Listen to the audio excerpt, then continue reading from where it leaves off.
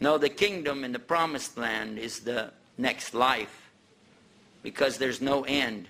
You'll never, ever, ever want, because Allah will give you and give you and give you and give you, and you're never going to feel like, oh, that's no good anymore. And I remember thinking there's two things in Jannah that I'm going to be happy about. Two things in paradise that get me all excited. I'm talking about excited. One is what we won't have, and the other is what we won't have. First, they won't have a honeydew list. How many of you know what's a honeydew list? It's not a melon.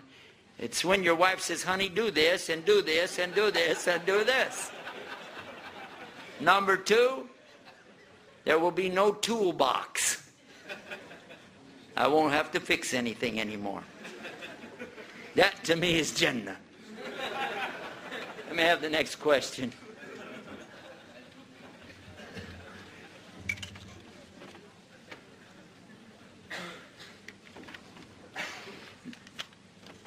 I can see from these questions that you're looking for something, that you're looking at the wrong guy.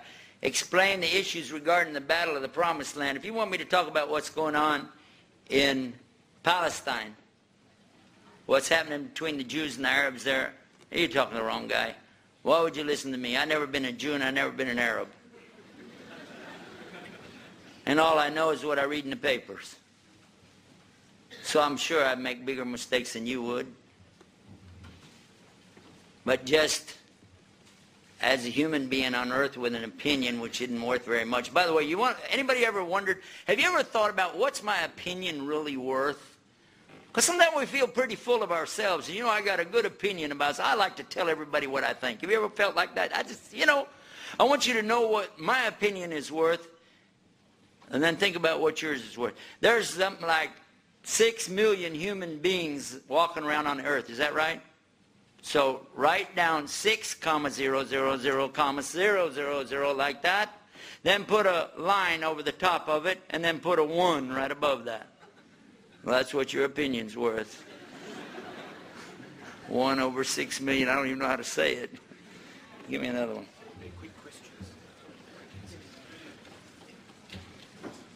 He said, quick questions, quick answers. Sheikh Yusuf, how long have you been a Muslim? Since I made Shahada.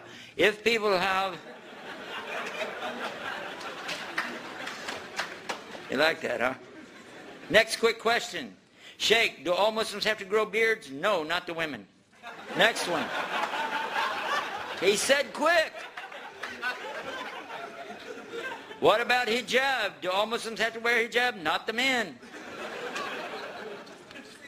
It's pretty easy. Television, is it halal or haram? Halal, as long as you don't turn it on.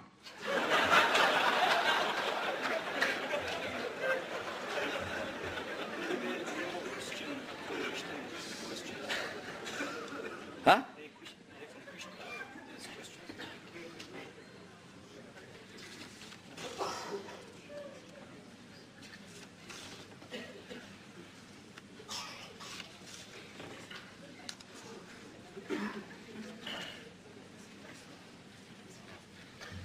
And this is not from a Christian, this is from a Muslim. The question regarding one of the books of the Bible, it's called the Song of Songs. It's also called the Songs of Solomon. What there is a phrase which says, it's Old Testament, it says, beautiful, altogether lovely. And when you look into the Hebrew language, it doesn't say that. It clearly says Muhammadan. But they translated his name as altogether lovely, which actually it's altogether praiseworthy, and they just changed the meaning, because hamd means to praise. So, what did I think about it? I didn't think anything, because it's translated. I didn't even know it till I became Muslim.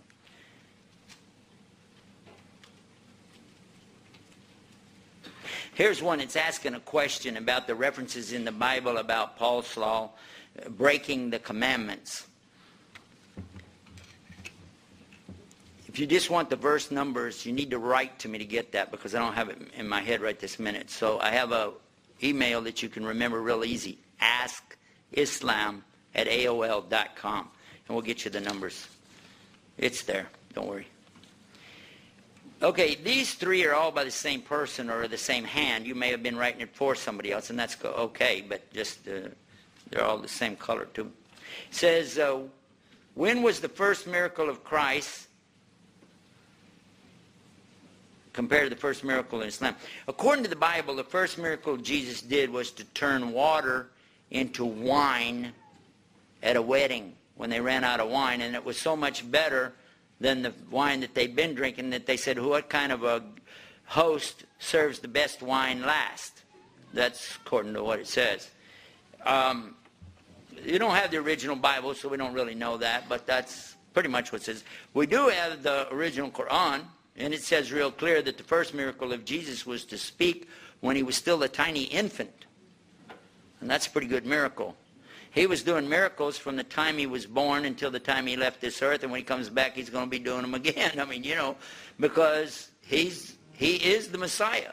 Every Muslim knows he's the Messiah. A lot of Christians don't know. We believe what the Jews don't. Jews don't accept him as the Messiah. They never will. If they did, they'd be Christians. And they won't. They might say he's a prophet, but just say, is he the Messiah? The quote for this in John chapter 2, if I'm not making a mistake, is where the Pharisees are asking John who he is. Are you Elijah? To which he responds, no. Are you the Messiah? They translated that as Christ in the New Testament. He said no. They said, are you that prophet? He said no. Then they ask again, they repeat, well, if he's not Elijah, he's not the Messiah, and he's not that prophet, then who is he? And he says, I'm the voice of one crying in the wilderness, etc., etc. The point was, we know Elijah. He was one who was taken up by God, and they predicted he was going to come back. We know about the Messiah. The Messiah will come. That's Jesus. But who is that prophet? That prophet. That's the name of the book I've been working on for 14 years. I still haven't finished writing it. It's called That Prophet. Because that prophet is none other than Muhammad sallallahu alaihi wasallam. Predicted in the Old Testament, even though it's corrupted, you can still find it. Predicted in the New Testament, etc. But that's not our subject tonight. So I'll just tell you that we do have the first miracle of Jesus being from the very birth itself, because he's Immaculate Conception. He has no father. He has no father. Which brings us to the next question. Christians say they believe in Joseph and Mary. Does Islam? We believe in Mary. Her name's Miriam. Mary is the English version of Miriam. That Miriam is still what Jews call their women. They don't say Mary, they say Miriam. Okay?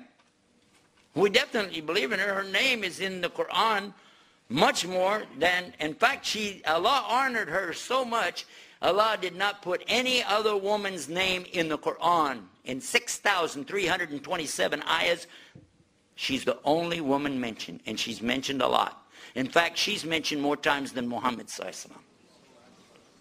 And that didn't stop there, and Allah named a whole chapter, chapter 19, which you heard tonight, read from the Quran, Surah Al-Maryam.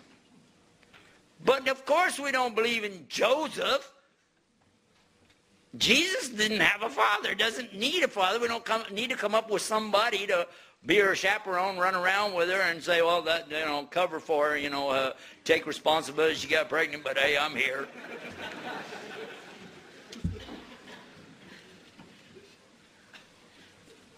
There's a lot of Apocrypha books taken out of the Bible.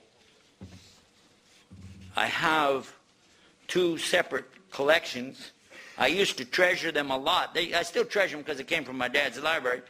But now you can buy it at Barnes & Noble. You can buy it yourself. Anybody can buy the books of Apocrypha now at Barnes & Noble, Bookstop.